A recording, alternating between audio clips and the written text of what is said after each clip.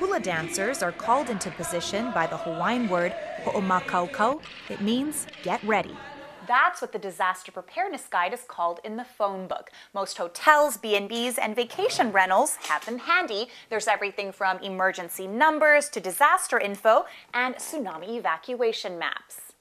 Radio and TV are great information sources, but if the power fails, what do? Well, you might want to invest in a NOAA weather radio. They're solar-powered, battery-operated, or cranked by hand. Nowadays, they're small, they're portable, they're cheap.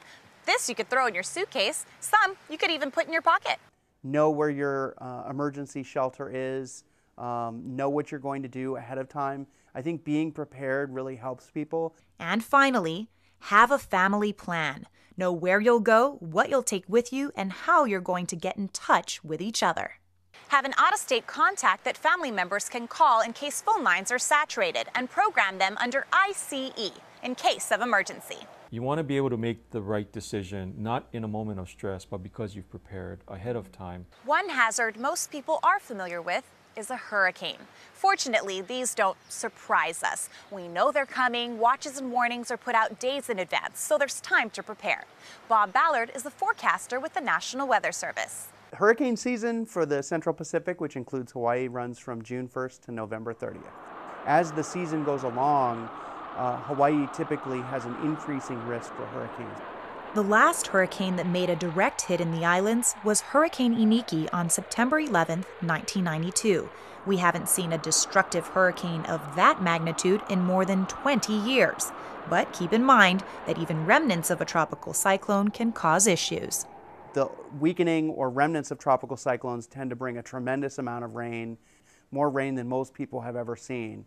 And so that kind of rain easily causes flooding, and not just in flood-prone areas, but also areas that are not traditionally thought of as flood-prone. Wind is a big problem. The stronger the storm, the stronger the winds, and the bigger and heavier the wind-borne debris. And then also one that's sometimes forgotten, but is typically the biggest killer in tropical cyclones, is storm surge. So as a hurricane is approaching, there's a big pileup of water that begins to surge inland, but in those situations the water goes far inland, sometimes several miles inland. So, how do you prepare? Know whether or not you're in a flood-prone area. A lot of people don't know this ahead of time, or they don't know the flood history in their area. Stay away from the shoreline. Know where the nearest hurricane shelter is. Not in a flood-prone area, and not really up on top of a mountain either. You want to be somewhere that's safe.